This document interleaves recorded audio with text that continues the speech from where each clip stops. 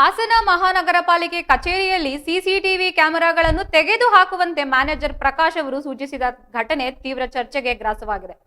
ಪಾಲಿಕೆ ಆವರಣದಲ್ಲಿ ಭ್ರಷ್ಟಾಚಾರದ ಆರೋಪಗಳು ಕೇಳಿಬಂದ ಹಿನ್ನೆಲೆಯಲ್ಲಿ ಕೆಲ ದಿನಗಳ ಹಿಂದೆಯಷ್ಟೇ ಆಯುಕ್ತ ಕೃಷ್ಣಮೂರ್ತಿ ಅವರು ಸಿಸಿಟಿವಿ ಕ್ಯಾಮೆರಾಗಳನ್ನು ಅಳವಡಿಸಿದ್ದು, ಆದರೆ ಮ್ಯಾನೇಜರ್ ಪ್ರಕಾಶ್ ಅವರ ಈ ನಡೆ ಇದೀಗ ವಿವಾದಕ್ಕೆ ಕಾರಣವಾಗಿದೆ. ಮ್ಯಾನೇಜರ್ ಪ್ರಕಾಶ್ ಅವರು ನನ್ನ ಅನುಮತಿ ಇಲ್ಲದೆ ಕಚೇರಿಯಲ್ಲಿ ಸಿಸಿಟಿವಿ ಅಳವಡಿಸಿದ್ದು ಹೇಗೆ? ಒಂದು ವೇಳೆ ಸಿಸಿಟಿವಿ ಅಳವಡಿಸುವುದಾದರೆ ಎಲ್ಲ ಕಚೇರಿಗಳಲ್ಲೂ ಅಳವಡಿಸಬೇಕು, ಮೊದಲು ಅದನ್ನು ತೆಗೆದುಹಾಕಿ ಎಂದು ಸಿಬ್ಬಂದಿಗೆ ತಾಕೀತು ಮಾಡಿದ್ದಾರೆ.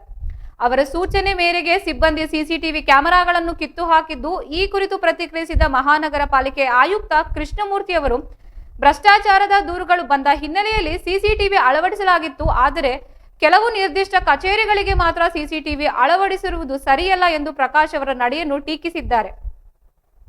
ಮಹಾನಗರ ಪಾಲಿಕೆಯಲ್ಲಿ ನಡೆಯುತ್ತಿರುವ ಬೆಳವಣಿಗೆಗಳ ಬಗ್ಗೆ ಸಾರ್ವಜನಿಕ ವಲಯದಲ್ಲಿ ಸಾಕಷ್ಟು ಚರ್ಚೆಗಳು ನಡೆಯುತ್ತಿವೆ. ಈ ಘಟನೆ ಅಧಿಕಾರಿಗಳ ನಡುವಿನ ಭಿನ್ನಾಭಿಪ್ರಾಯವನ್ನು ಎತ್ತಿ ತೋರಿಸುತ್ತಿದೆ. ಸಿಸಿಟಿವಿ ವಿಚಾರವಾಗಿ ಇಬ್ಬರು ಅಧಿಕಾರಿಗಳ ನಡುವೆ ಉಂಟಾಗಿರುವ ತಿಕ್ಕಾಟ ಭವಿಷ್ಯದಲ್ಲಿ ಯಾವ ತಿರುವು ಪಡೆಯಲಿದೆ ಎಂಬುದನ್ನು ಕಾದು ನೋಡಬೇಕಿದೆ.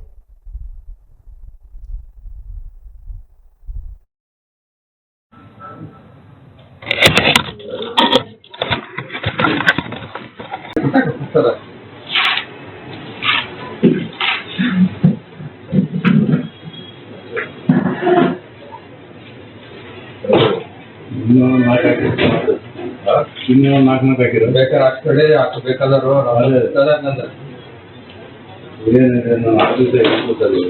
ಬಾಣ ಹಾಕ್ಬೇಕಾದ್ರೆ ಕ್ಯಾಮ್ರಾ ಎಲ್ಲಿ ಬೇಕು ಏನ್ ಬೇಡ ಅಂತ ಯಾವ